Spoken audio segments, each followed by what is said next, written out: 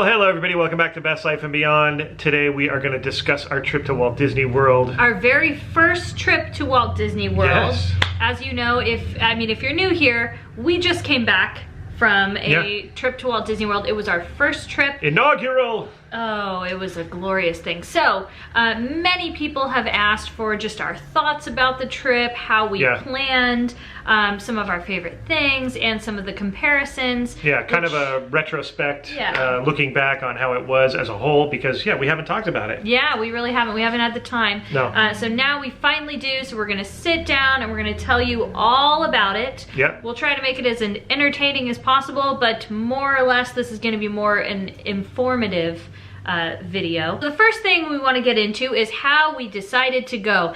Now, many people thought we were kind of crazy because we decided to go during a pandemic. And we do want to kind of talk about how we came to the decision and why. Again, for anybody who's new here, we're Disneyland locals. We're in that park. We're of the land, not of the world. Yes, we love them both though, so we'll talk about our comparisons and thoughts and everything a little bit later. But first off, we're starting off with the planning. So and what motivated us, right? Yes, what motivated us to go? We're normally in Disneyland. Yeah. Literally, probably at least 3 days a week, I would say, on a normal week for us.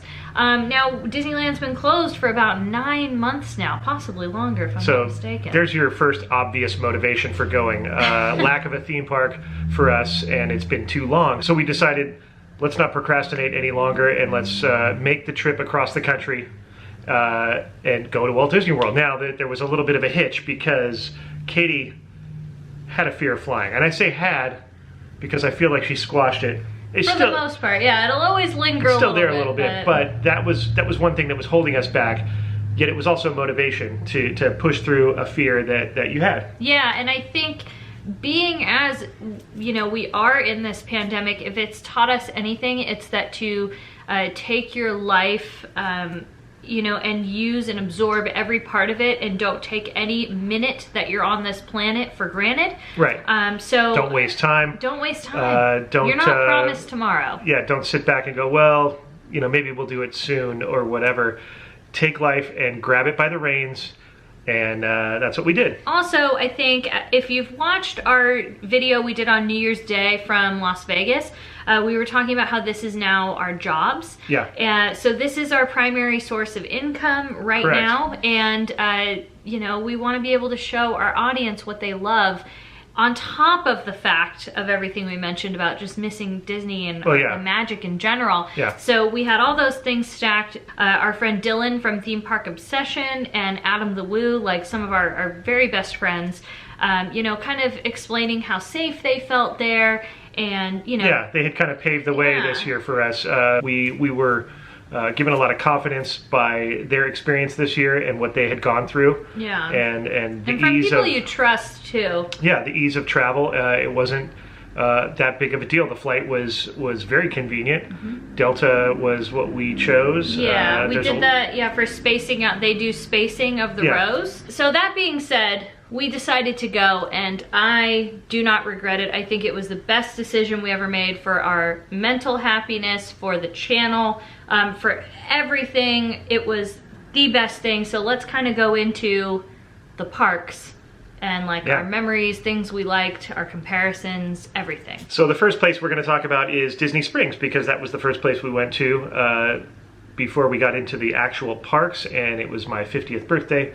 So we wanted to celebrate, in style. Adam had the wonderful idea and he thought Spencer would really like it, to go to the Indiana Jones themed kind of restaurant bar. Yeah, Jock Lindsay's. Jock Lindsay's, and we were surprised, and you got to go in your diving bell. It was so cool. It's like we got the premier table at this place because it's literally a diving bell. It's a structure that they take people underwater in to do research and things like that. But anyways, they have a table that is in an actual diving bell. And we somehow, birthday luck, got to sit in the diving bell at Jock Lindsay's. And Jock Lindsay, if you don't know, was the guy in the beginning of Raiders of the Lost Ark, the pilot. Long story short, that's Jock Lindsay. So it was very themed with a lot of airplane stuff, and then also, kind of Indiana Jones. So and decorated really cool for Christmas. Yeah, it was Christmas time, so yeah, everything was decorated. That decoration, let me just say, it was amazing. It was a really cool spot, and we got a bunch of appetizers together and had food together, which was amazing because it wasn't like a full dinner spot. Yeah. But we all just ordered a bunch of different things, and it was great. Which was fun to try the menu. It was. It was fun to try different things on the menu if you watch that video. But then we also just got to cruise around Disney Springs. Again, there were still parts that we still haven't even seen. So that's something where, again, we're going to say the word comparison, but kind of take it lightly because we don't want to compare Disneyland and Disney World because they are both their own entity. Yes, they both have a castle, Main Street, especially when we're talking about Magic Kingdom, but I feel like if you look at them all as separate individuals and how they all are their own beautiful, wonderful, magical thing. You could say it's apples and oranges, but they're both Orange County, so I'm not going to use that term. Yeah. Sorry. But Disney Springs was really cool. It was so big. I was definitely surprised at the size, the amount of restaurants, the amount of things to do there. Oh my gosh. It had a really nice vibe to it. Like, we walked out of Jock Lindsay's and it was night had fallen. And there was music playing, and I'm getting the chills listening to you say this. There were lights and just good vibes and people enjoying life. And we even stopped by the old World of Disney. We did. That was fun. Which was literally a world of Disney. It was quite large compared to what we have, and I'm going to compare just a little bit here because it's literally the same name store. But yeah, just pretty expansive and cool. It was missing World of Disney Tim, though. It was. It didn't have Tim. That was the hard part. But it was interesting to see it, and you see the sign, and you're like, oh, this is so weird. Like I'm in a Twilight Zone. But Disney Springs was a lot of fun, and we have a lot more exploring to do there. We kind of just scratched the surface when it came to Disney Springs. We really did, but it was a fun scratch. It was a good fun, scratch. And I mean, I would say though, so we're gonna do a little bit of the comparison thing, just for the people that are Disneylanders, West Coasters that don't frequent there. I know a lot of you hadn't even heard of a lot of it. Some of you are seasoned vets. You've been to all the parks, so everybody ranges. But for those of you that haven't been, the best thing I can kind of compare for you is I would say it's probably the size of, it felt like, and I don't know geographically if I'm correct, but it felt like the size of maybe like 5 downtown Disneys is what it felt like. About, right? I would say that that's pretty accurate. Right? Yeah. It felt like it. I don't know, but it also had a view of a lake or a lagoon. Again, I don't know the difference between lakes, lagoons, and all that, but there was a lot more water scenes. There almost was there's just so many restaurants. That's the place that you can get you can get in the car that's a boat and get what is it called? Aquafina? I don't know. It's like a car that drives in the lake. It's very cool. But, I forgot what it's called. Yeah, it's definitely got a cool vibe. There's even the balloon that you can go up into, which Katie wants to go on so badly. So badly. And you can see that from really far away, so you always know where Disney Springs is. You see that balloon floating up there, and it's there it is. But that was our first day. So that was right off the plane into Disney Springs, 50th birthday, celebrating. It was a blast. We're going to talk next about Magic Kingdom. Yes. The Magic Kingdom was our first day in a theme park in, I don't know, 9 months. 8.5 to 9 months, I would venture to say. So that was emotional in its own way. A fully operational theme park, because theme park ground, I guess. Now that I thought about it. Well, that's what I meant. It was like a real operating theme park where there's attractions and rides and Disney, people, no less, and Disney vibes and all that good stuff. The cool thing about Magic Kingdom that I enjoyed the most was being able to take the monorail in as a practical transportation system, as opposed to, oh hey, let's ride the monorail in, from downtown Disney. No, this was like you had to take it to get there. Right. There's other modes of transportation to get there, but we chose the monorail because, I mean, yeah, and so that was really cool, and I highly recommend that if you go there, that you try that because it's so cool.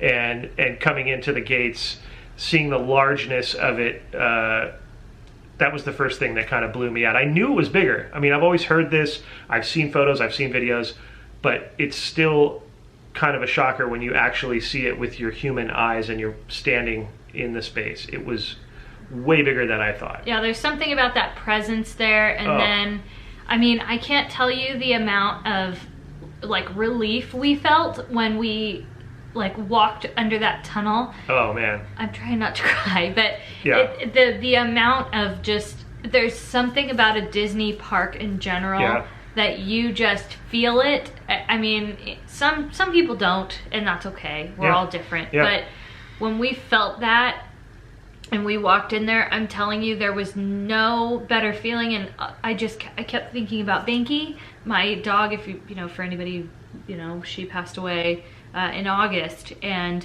I always told her I was gonna make it there. And I know that sounds so corny, but you know how you talk to your animals and you love them like your baby. And I mean, I'm telling you, like, I just pictured her face, and then you see that castle, and it just blows your mind. Yeah, it was weird because I don't remember a lot of my peripheral. Yeah. Because the castle was like, it like drew me in, and I was like, it was like a tractor beam. Like I just was like I just kept moving towards the castle, and it was a surreal experience thinking about that. And looking back when we edited the video too, I was like, I don't remember much of present time. It was a very weird vortexy thing that was happening. It was. It almost felt like you weren't all the way there. Yeah. And then I know for me, just as much as that's how I met most of my friends were through, you know, Periscope and social media. So I would always, you know, watch them at Disney World and all that stuff. So I was pretty familiar with kind of what to expect. There was a little bit of that flashing in my visions. Yeah. And then just, it's Cinderella's castle. So for a little girl who, you know, grew up watching Cinderella, when you see Cinderella's castle in person, like, oh man, like that just, it is truly magical. And then just the amount of vibe of happiness there, especially with how terrible everything is in the world right now, you felt it. And then add Christmas on top of it. I mean, I got chills right now. It just, and then us making it there together after all these, you know, I mean, it just, yeah, it was nuts. I mean, it took us a while just to get out of the hub in the castle area because we were so kind of like shell shocked, and it's hard to look away from that thing. It's like I don't know how to explain it, but it's captivating. It's very captivating, and luckily our friends had patience with us, Adam and Dylan, and we kind of both were like, all right, let's go, let's hit this, let's do this, let's theme park it up. And the first thing that we did was one of my favorite things that we did. We best removed them. And we said this on videos before we left, like, what are you guys looking most forward to doing? And what was the first attraction that you're going to do when you get there? And we agreed that it was going to be Big Thunder Mountain. So we did that. And what a way to kick off being on a ride for the first time in 9 months. Yeah, now that's where I see how people can say the comparisons of the parks, because especially with Magic Kingdom, because it's kind of like Disneyland, but it's not. It feels like they are sisters or brothers. Yeah. And they, so they do have a lot of similarities, but then they also have their differences. And I think because they have their similarities and differences, that's the charm that is Disneyland and Magic Kingdom. It has its similarities, so you felt like you were there for us, for what our normal is, but then you're experiencing something a little bit different and new, and that in and of itself was just exciting. So same thing with Splash Mountain. I would say, you know, it had things that Disneyland's version doesn't have. Correct. Same thing with Haunted Mansion. Right, same thing with Haunted Mansion. So they all have their own thing. It's like, it's a uniqueness. And if you look at it going like, well, this one's better, you could say, I definitely could say, you can go, oh, there's a preference. I prefer this one maybe a little bit more. Yeah. Maybe because of nostalgia, maybe because it has a better sound system. Yeah. But what I would best say is, I just love them both because they are just a little bit different. Yeah. Yeah. Right? Well, like, that's what it is. Because you feel at home, but yet you're seeing things that you haven't seen before, and you're kind of, you don't know. I remember kind of, you'd walk around the corner and like, I don't know what I'm going to see. Right. And I'm so used to knowing where I'm at Disneyland, and there it was kind of nice to not know. And luckily we were in the capable hands of people who had been there and grown up there. So it was like, you know, guide me, because I know not where I am. Right. But Which I think was fun. It was a lot of fun, and and there was a few things that weren't operating, like the Rivers of America and the island, but what else was not operating? Oh, the People Mover was not operating. Oh, right. Which, I want to go on the People Mover so bad, but there'll be time for that.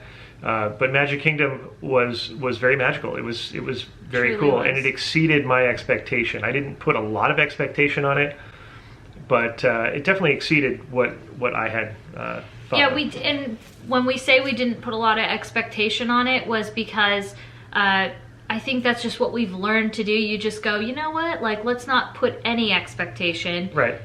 Because then you get big reward. You just take the experience as it is being given to you. And so it was a great experience going to Magic Kingdom. We were there 2 different days. Yeah. And gosh, it felt like we were there more. Yeah, and it was great. And now moving on to Hollywood Studios. Yes, Hollywood Studios. Oh boy. This was a place I didn't know really anything about. I knew that certain attractions were there because being from California, there's certain attractions that are at Disneyland that are also in Florida, but they're in separate parks. Yeah. So I never knew like what was where, let's put it to you that way. And so the thing that impressed me the most was, I think, the way that they did the Hollywood area with Hollywood Boulevard and Sunset and all the little side streets, and the massiveness of that area blew me away. Yeah, and I noticed like that was one thing for me, like just watching somebody that grew up around, not just Los Angeles, but actually the movie sets, the studios and all that. Like if you could, Spencer, I'd say, is one of those people that actually grew up in that. So to see that plus the Disney twist, and then honoring Disney legends and movie star legends and all those things. The red car, that the was Pacific awesome. Electric, Farmers Market, Echo Lake, Chinese Theater, So that's another thing though, is I think people, I wondered, and maybe you guys can tell me in the comments, if you are somebody that grew up going to Hollywood Studios, maybe more current Hollywood Studios, I don't want to compare it to what it was, but like I wonder, because there's certain things at other places that I'm like, I just know it's called Echo. Like, do they really know? If you haven't been to California and you weren't raised there, like, do you know the significance of Echo Lake? That they're based on all these actual things. Right, like all these actual things that we go to. Right, and all the buildings are based on real buildings, and they're like miniaturized versions, but the facades look exactly like the Max Factor building, and there's so many like that. So like relating that to the realness was so cool. Now, for those of you that don't know, Disney Hollywood Studios, a lot of people try to compare that to Disney's California Adventure. Right. Again, they have their similarities, but then they have their major differences. Yeah. And I mean, again, I don't want to compare them like that. And I think no, you can't really. But I think that there's some. To me, the reason why it's more expansive in Florida is because they don't have that 20 miles up the road. Like, why would they put, an expansive area like Hollywoodland or whatever you want to call that area in DCA when you can just drive up the road 20 miles and go to the real thing? It makes sense that it's in Florida, that it's like in homage and like, here, we're going to immerse you and show you what this is like out there. I want to say though, that was kind of the funny thing you mentioned, is that's kind of the big joke. Like, we have DCA, Disney's California Adventure, in California. I mean, that was always up for debate. That was always a big thing. It is kind of the butt of the joke there, but it is kind of funny. It is funny. But the original reason they did that was because they wanted to keep people down there to experience, like, if they were going to book a trip, that they stayed there and they didn't drive up to Hollywood, that you could hold them there at Disney was the original idea. So I understand why they did it. Right. But I have to say, it was really interesting when we went on Mickey and Minnie's Runaway Railway, which we're going to get into that in a second. But that's in the Chinese Theater mock-up that they have there.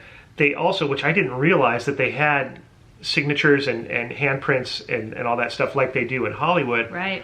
And for somebody, like Katie was saying, who grew up in Hollywood, working in Hollywood, in and around the area, lived in Hollywood, I was never really that fascinated with the Chinese Theater and the footprints and all that stuff. It's cool. I think it's cool. But like, when I got there, for some reason, I was like, oh my gosh, look, I really appreciated it being somebody who's from there. So I feel like they did a really good job of capturing. Amazing. I feel like they captured the best parts of California and Hollywood in studios. Like 100%. I would say that's like the polished, amazing version of almost all the things that you want to see, and it's there. Yeah. So then kind of going on to the rides there. So another thing, like Spencer mentioned a little bit earlier, is the thing that's different between Disneyland Resort in general versus Walt Disney World Resort in general is that their parks each have different things that we would kind of have. Like they have a Star Tours ride in Hollywood Studios and Thunder Mountain. Those are in 2 different parks that we just covered. Right. So that was a cool thing to get to. I feel like it made it a little bit more immersive to me, but then sometimes you like the convenience of like, I love that I can go to Disneyland and go to Galaxy's Edge. Yeah. I can go to Frontierland. I can go to Rivers of America. Yeah. You know, I can go to Space Mountain. I can go to Small World. Right. So there are those differences. It's amazing that it all fits in Disneyland. Right, but then there, I like that you have more to look at and more to spread out. So I think I appreciate both, and sometimes you want both, and that was so cool. So yeah, Mickey and Minnie's Runaway Railway, by the way. Oh. Just wait till that comes. I'm so happy that we got that attraction too. And I knew it was going to be good, but I didn't realize that the theme of the whole thing would be so poignant, I guess is the word. I think Adam used that word about it. So appropriate for what's happening right now and for us personally. Yeah. It really struck a chord that I didn't realize was going to happen. I thought, it's going to be a great ride. Finally, Mickey and Minnie get their own dark ride, which they've never had. Right. They've just been the mascots, and they built the empire in a sense, but they've never had a ride dedicated to them. And so it's so much more than that, you guys. Oh my gosh. Yeah. Without spoiling too much of it, if you haven't been on it, or maybe you didn't watch the video, we showed a lot of it in the video. But man, I have to say, for Hollywood Studios, that was my favorite attraction. I'm going to say that and Slinky Dog were my 2 top. And again, I can't ride too many rides in Hollywood Studios, I would say unfortunately. Slinky Dog, number 2 for me. Slinky Dog blew my mind as well. Yeah. But yeah, so if you're a big fan of dark rides in general, you're going to love Mickey. The kids, I think children of today, I mean, adults too, but the children especially, they're just, when my niece sees that, I'm going to cry like a baby. I'm going to cry right now, but I'm going to cry like a baby when she gets on that attraction for the first children time. Are our future, Katie. They are. Let them lead the way. So moving on to our next park, it would be Animal Kingdom. Oh. I can't say enough about Animal Kingdom, and I do want to preface and start with, we did not see every inch of Animal Kingdom because it was a little bit of a late day. When we edit these videos on our trip, sometimes that's just how it works. The day gets away from you. And it's funny because you always hear this from people, and there is some truth to it, but that you only need 1 day in Animal Kingdom, a lot of people say. And I think the reason they say that is because it doesn't have a ton of rides, aka attractions. But what it does have will definitely take more than a day, to me personally. Like at least 5 for us. I mean, honestly, we're big on nature and we're big on animals, especially Katie. Mm-hmm. And so I felt like, and we're like this with Disney parks in general, we like to kind of hang and soak it in, as opposed to like, okay, this, conquered it. Which it was a kind of a mix though with this trip, because of there were things that we wanted to make sure that we checked off. Sure. So we kind of had to do that a little bit this trip, but that's why I'm excited for the next trip, because we can really do what you said. But that's why I say, being able to soak it in and kind of sit back and watch the world go by and just soak in what the park's ambiance is and what the vibe and the feel is. Animal Kingdom definitely caught me off guard, because I thought, oh yeah, it'll be cool. And it was like, oh. Animal Kingdom is actually a kingdom. It is stunning. It is breathtaking. It is so beautiful. Unbelievable. Unbelievable. It really was. And I think we could have done Kilimanjaro safaris. Like, I'm pretty sure we could do that 18, maybe 25 times and still be okay, because like I said, we watched the Animal Kingdom on Disney Plus. Oh, the show. So there's like a little reality show about it. Oh, we love the animals. We love all that. So that's the thing. Like, we like to look at we sound like Pocahontas. We like to look at every rock and tree and creature. You know, we look at every little part of it. And I feel like we didn't even get enough of that. And that was, what, 7 or 8 days on this last trip? Yeah. And I still think that we could go through it again with a fine-tooth comb. I mean... Yeah. It's not enough. It's not enough. Just the Tree of Life alone, I feel like we didn't get enough time at, because you could stare at that thing forever, as well as at night when they do the projections on it and everything. It's it's a mind blower. Now, do we regret, though, that we had to kind of rush around to get stuff covered that we didn't? No, I don't regret a thing. No. Now, you could say, yeah, there was more we wanted to do, but we don't regret what we did at all. No. We just know that we have to go back to get more of it. And I think also with how we appreciate Imagineering and the efforts that go into the creative decisions in all of these parks, I think is why we like to kind of take things and soak it in and like really study stuff, because every little rock, like you're saying, was thought about. And Pocahontas said that. She did, right? And there was rock and tree and creature. Yeah, there's a meeting about all those things. Has a life, has a spirit, has a name.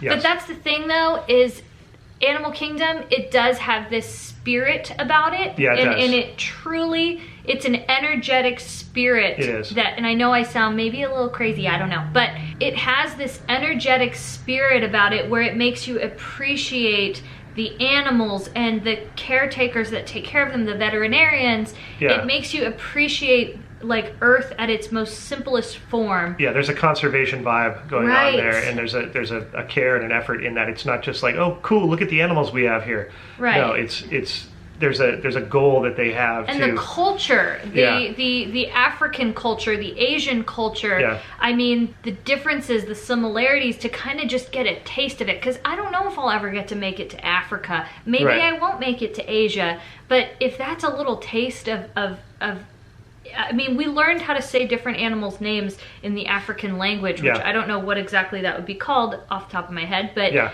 just to learn those things and to see that and just appreciate that, something else. The horticulture, and I, like Katie said, we're not sure if we're going to get to bless the rains down in Africa and learn to live with the things that we never have. What's the lyric? Anyways, so yes, Animal Kingdom was a huge success for us. It was better than I expected. And I conquered Everest, so that was a big deal. I forgot about that. So what was your favorite thing at Animal Kingdom, period? To like attraction, whatever it was, what was your favorite thing? I can't even pick, but if I had to, I guess maybe Pandora at night. Pandora was Canteen. Pandora was pretty incredible, and you didn't get to do Flight of Passage because of your motion sickness, but whoa, the land itself is insane. I could spend hours there, night or day. Nighttime, obviously, it turns extremely magical with all the black light and the bioluminescence and all that. Unbelievable, and the sound design. And then it's like the theming, the food quality. Oh man. Let me also just say too, with Everest, that theming, and again, we kind of went through pretty quickly the line, so I might have to endure it again during the daytime, but just seeing the amount of imagination creation and how immersive that was something else. And I mean, that's Disney for you, though. Like, again, not that we held this super high expectation, because we knew we're going into Disney, and again, I don't want to say low expectation, but we just didn't have we didn't have it, and we were like just so pleasantly stunned that like it was more than you could have thought. Oh yeah, that's what I would say. 100%. But yeah, Animal Kingdom, I mean, it is breathtaking. And then if you love those animals as much as we do, like, we love the animals so much that, like, we still look at photos and pictures of them. We like to get to know the animals, like their personalities. We tend to humanize a lot of that stuff, but it's fun to do that. That's just how we are. We're weirdos. Yeah. So Animal Kingdom, amazing. Yes. And now we'll move on to Epcot. Oh, man. The experimental prototype community or city, depending on who you're talking to, of tomorrow. Walt said city a few times, so. But then it said community, so, you know. Either way, I grew up knowing about Epcot because of the wonderful world of Disney. It's really hard. It's a tongue That is twister a little for me. bit of a tongue twister. Watching the television show about it and knowing that it was, you know, an experimental city and what it was about. It was more World's Fair type thing, and it was actually, you know, to be a practical application for a future city. So getting to go there and to see Spaceship Earth, again, this is another thing about size. I knew that thing was big, but when you actually see it, it's like, it's another shocker. You're kind of like, it was shocking, mesmerized. And we were at Epcot 2 different days, and both times actually. I think we did 3 Epcot Oh, we days. did do 3 Epcot. Yeah, because we went back for World Showcase. That's right. We added a day on. Shoot. I have so many photos of that darn Earth, thing. right? Yeah, because it just was like, well, look at it now. Yeah, look at it now. Yeah, Wait. you kind of like fell in love with it. Like, oh, man. we fell in love. Like, we were, honestly, we still to this like day, we look at photos, look at Spaceship Earth, look how pretty she is. And then the fountains, like the pylon, the fact that we were there for the revealing of the old pylons or trilons or crystal or whatever you want to call those things that used to be there. The fountain in general. Yeah, the walls were up the first day we were there, the first couple days, and then when we went back, or I think it was the second day we went back, and it was revealed, and we got to be there for that, which was really special. And to hear locals get so stoked like we would at Disney for something to get revealed and come back and not being able to see it for a long time. So that was really special. And then to experience Epcot with the locals that are our friends. Oh my gosh, we met some new, some we've just, actually most of all, we've watched all of their channels. Yeah, but getting to kind of experience it with them in person. And just a million times, again, every time we meet our friends, like, by the way, just quick interjection, they are always a million times more awesome than you could ever imagine. Oh yeah. I don't know, maybe we don't put expectation on, but let me just tell you. We're really lucky to be able to hang with that group, and we love being in the parks with like a crew of people, fellow enthusiasts. There's something about that is so enjoyable. As adults, I think it kind of empowers us and reinforces the fact that why we love this stuff, and we share that interest of detail and Imagineering and wonder. You know? Then people have their stories to share, and their experiences, and can show you things that you didn't know were there or possible, even if you knew a thing. But Epcot in general, again, it just, the fact that they have the cool festivals, it's more mind-blowing than you think it's gonna be. It really is. The whole like future world, just all the living with the land. I'm glad we got to see a Christmas overlay. But I think also for me it was interesting because the era of Epcot is the era that I loved the most at Disneyland because of my age, growing up and seeing Tomorrowland in its primo state. Epcot exuded a lot of that to me. It still had that retro vibe a little bit. 80s, 70s. Yeah, and so I really was feeling that a lot, and really I didn't expect that. But then World Showcase, like again, when I was talking about Animal Kingdom, being able to just have a taste of another culture, it makes you appreciate this. A reason I love Small World so much, which I didn't even get to ride at Magic Kingdom. I'm okay with it because we had to kind of pick and choose what we could do.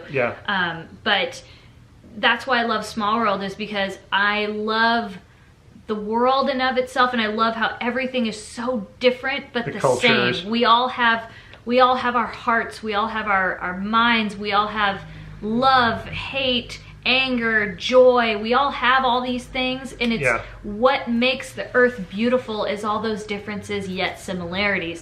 And to be able to walk around, again, they don't have every single country represented, but the countries that they do, a wide array. They did so well. The cast members that I met, the one in China that taught me some words, literally was from China, and I mean, told me some stories.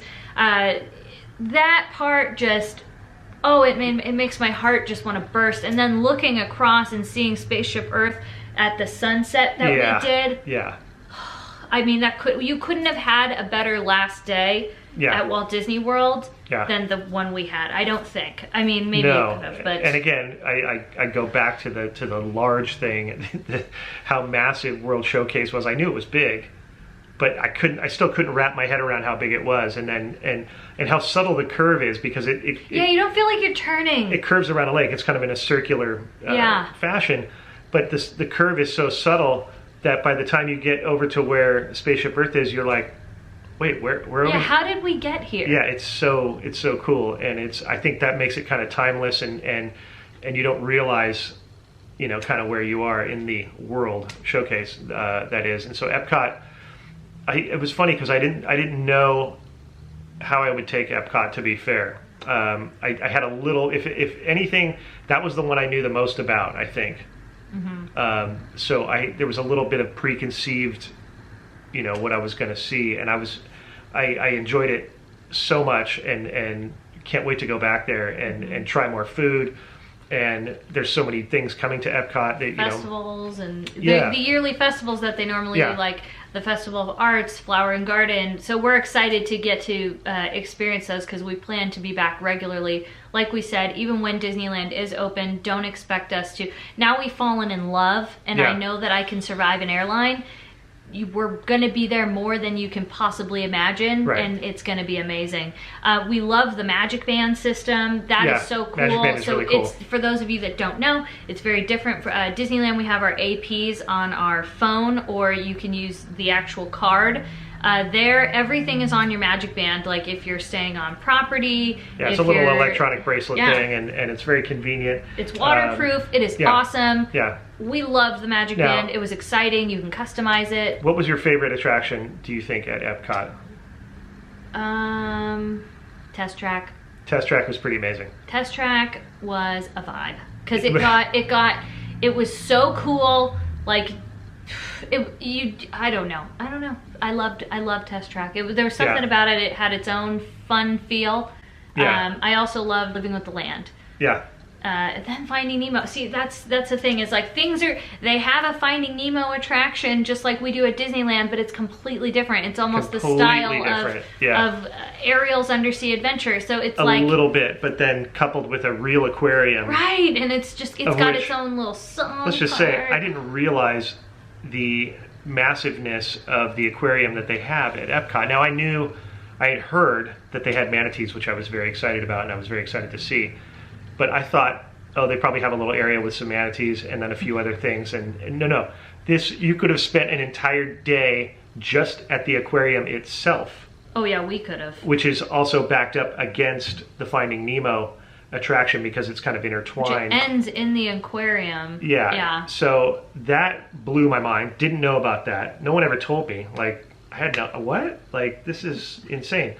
So Epcot was a shocker. Epcot was a shocker in all. And we spent the most days there, thinking about it, right? We spent 3 days there. You're right. We did spend the most amount of days there, and we could have done it. And there's still stuff we missed. Yeah. That we're not going to miss this next time. No. So that's kind of the cool part, is now we kind of know a little bit what to expect, and I think going back is going to be a million times better, especially with the new festival and everything else. Because like once we kind of know what to expect a little bit, and then we know what we missed and what we need to cover, that's why I say get ready, because if you think part 1 of us going was amazing, like, you don't even know. Get ready. Now, you don't even know. I have a question.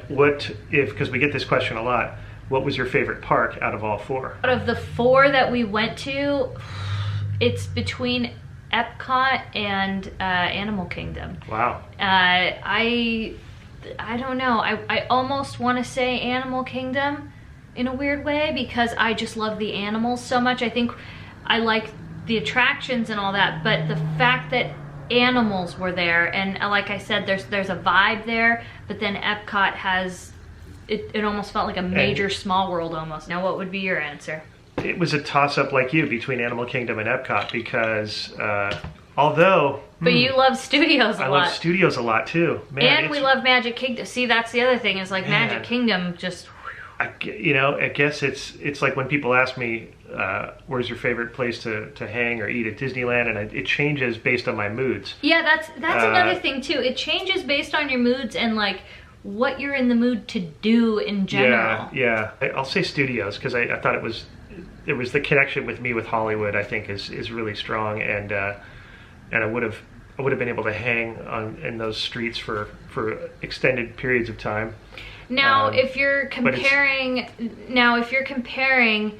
the Disneyland Resort versus Walt Disney World, again, something we just don't want to do, but let me just say, to kind of, for anybody that's like looking for like, oh, a vacation, it kind of, like you said, it depends on your mood, depends on your party, it depends on what you're looking for. If you are looking for a Disney vacation where you can be in a giant Disney city bubble with nothing else around you pretty much but water and nature and just Disney, and you have a family with a bunch of little kids, not to say that little kids won't enjoy Disneyland, I would say maybe go towards Disney World. First of all, I think you should go to both because they're both amazing. Yeah. But it just depends on what you're looking for, because we can appreciate and love them both. I love them both equally, 100,000,000%. And this is coming from someone who was raised in Disneyland. Yeah. I can't think of one year that I went less than, I don't know, every 3 weeks. I grew up in Disneyland, and I love them both. I think the difference is, if you're a fan of Walt Disney himself and history and nostalgia, I think that's where Disneyland holds a lot of ground, is because he was there. You can kind of recreate photos where he was. You know that he walked that park, his apartment's there. Those types of things, when you look back on the history of it being built, and you know, the welcome speech, and the, you know, to all who come to this happy place, welcome, all that kind of stuff. It's like a living museum almost. Yeah, if you value that stuff, that's where, to me, Disneyland, you know, has it on Walt Disney World. Now, that doesn't take away from the fact that Walt Disney World was Walt's concept, you know, towards the end there, and he was dreaming that up, even on his last, you know, days in laying in bed. Like he had a passion for Walt Disney World, so absolutely, and Roy, you know, carried that out for him. It's a result of the Disneyland project and its success, and then they took that over to Walt Disney World and then expanded on the idea and the success of what it was, because Disneyland was the first project, in a sense, of that for theme parks as far as Disney's concerned, and then they just expanded on the idea. So you see that, and you see where an idea can go. Yeah, they did it so well. They do it so well. They continue to make the improvements so well. Just the fact that your Magic Band can be pretty much everything. You don't have to worry about a hotel key, this, that, and the other. So like, they do it so well. The theming, they know how to do it. So again, you don't want to compare them and say one is better than the other. That is just not possible. They just have their attributes. It has things that Disneyland doesn't have. So they all, you know, you could say, oh, I have a preference for this one a little bit more. But again, it's like you just can't, I mean, you can do whatever you want. But for us, we'll never be able to compare those two, because they're they're their own beautiful thing. All the cast members, it's just, it's amazing. Yeah, it's still the Disney vibe, and it's still created by Imagineers, and it was still created, you know, by the Disney brothers, and so that alone, you know, makes it awesome. And we had such an amazing trip, and we are planning to go again. Yes, very soon. Very soon. We're actively planning. We are actively planning. That's right. And actually, we're actually finalizing our plans now. Yeah, there's some details that we got to iron out. But as soon as we know, we will break the news to you guys and let you know of our plans and it'll definitely. I don't want you to expect the exact same thing. While there will be some similarities with our first trip that we just did. Yeah. We are actively. That's why I said we're actively planning and finalizing the things that will be different. We do plan to do a bit of a longer, actually quite a longer stay. It's in the works. It's being planned, and we hope that you join us for that journey as well. Make sure to subscribe so that you don't miss it. Yeah. We're going to cover what we can, be safe as we can, and we hope you guys enjoyed this. If you do, let us know by giving it a thumbs up, and again, don't forget to subscribe to our channel. That's right, and we'll see you next time on Best Life and Beyond. Bye-bye, everybody.